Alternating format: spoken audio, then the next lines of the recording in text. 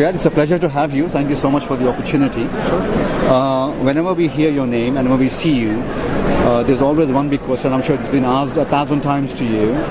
How did you get this strategy together and the minds together to understand the confluence of technology, leverage it to reach out to the massive young voters that voted for President Obama? Yeah, I mean, the young voters were a challenge for the campaign because traditionally political campaigns have really relied on making phone calls, going door to door, doing lots of TV ads, and sending physical direct mail, and all those are things that younger voters don't care about, don't listen to, don't pay attention to, don't pick up the phone. So we actually struggled quite a bit with trying to figure out how do we get younger voters engaged. In 2008, that engagement was very organic. They had it. We didn't have to do much just to foster it. This time around, we had to create it. So we did a lot of work around. One of the big tools we used towards the last 3-4 months of the campaign to really get this done is a tool we built on top of Facebook. And the idea there was to really get these people to get their friends, and we would ask for people to look at their friend list and social graph and take a lot of analytics from that and figure out who are the right people to target and get them to share those things with Facebook on those people. So that was a big part of our strategy in terms of technology, analytics, and mobilizing younger voters and getting them to go out and actually advocate on our behalf. So in your big group, you are targeting the young audience with the new technology, but there is a whole set of voters who are still traditional methodology that you're using. How did you assimilate the two approaches? Right. I mean, the way we thought about this problem was that we have a large number of voters, and we have to figure out what we target each voter for. Whether they're younger or old doesn't really matter. Everything was individual level. So we knew these are the voters we need to target to persuade them to vote for us, and then we had to get these people to vote. Period. Just go and vote. We have to convince them to vote for us because they're already going to. So by doing those predictions at an individual level, what we were able to do is then operationalize them using different channels. So some people, most people, said the older people who relied on traditional channels, were contacted through phones, and we sent volunteers door to door. We did TV ads. We sent them actual mail. But if you were one of those which we couldn't reach through that, we bias other channels towards you, so Facebook and other social media and more email.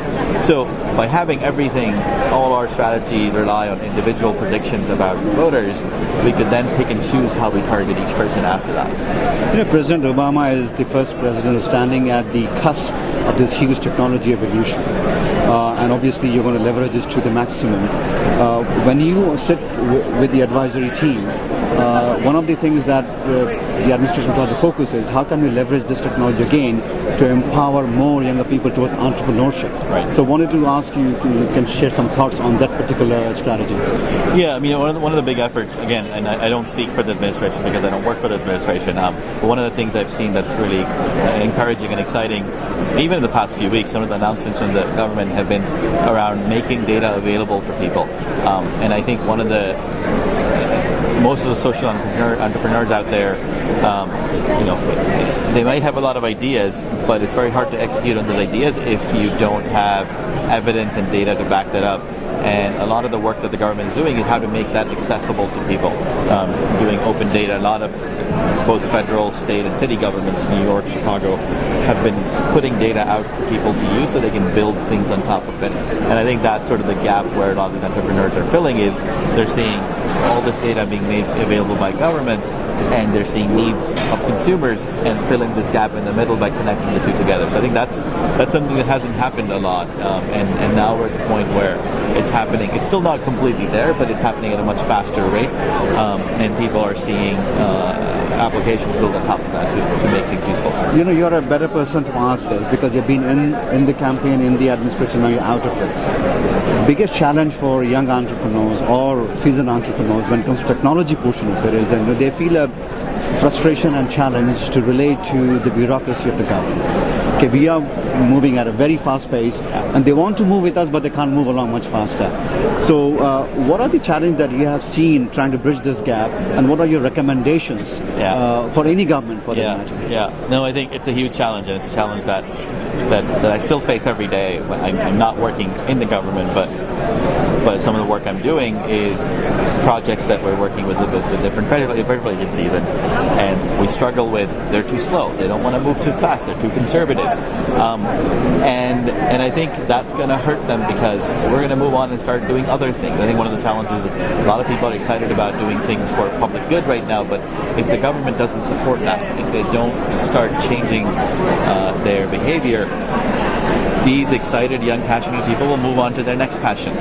They're not going to stick around and wait 2 years until this works out. And I think that's a big challenge that the governments have to figure out a way of solving, whether that's a technology solution where they make some things available and let the people figure out, or they make that an entrepreneurship problem. You guys figure out how we provide a platform for you to do this, as opposed to trying to keep everything close to them and slow everybody down. The last question for you is, in an open world with instantaneous connections, when everybody else is competing for the pie, where do you think US's edge still lies, where we are really good at for the coming decades?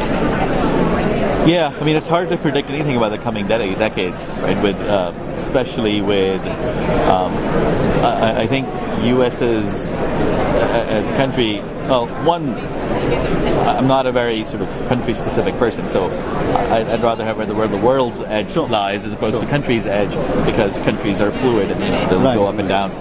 But I think where there is what I see as a challenge is really, I think which is the obvious challenge everybody cares about is not having enough people thinking about the STEM part of things, right? Science, technology, engineering, and I think without focus on that, without focus on sort of math skills and education, you're going to struggle with people who might have great ideas but don't know how to execute them. Because you can only do so much with great ideas if you don't have the skills and background to really figure out what's feasible, what's not feasible. So I think that the edge needs to be in not just in ideas, but also in making them very concrete and making them, and that means at a very grassroots level, making things. Math education in the U.S. is pretty bad. Most kids are, and I think that's where it needs to be, is encouraging them, giving them role models, and making them really a lot more excited about doing the kind of stuff we all do here. Rayid, thank you for the opportunity. Appreciate that much. Thanks. Thank you. Thank you.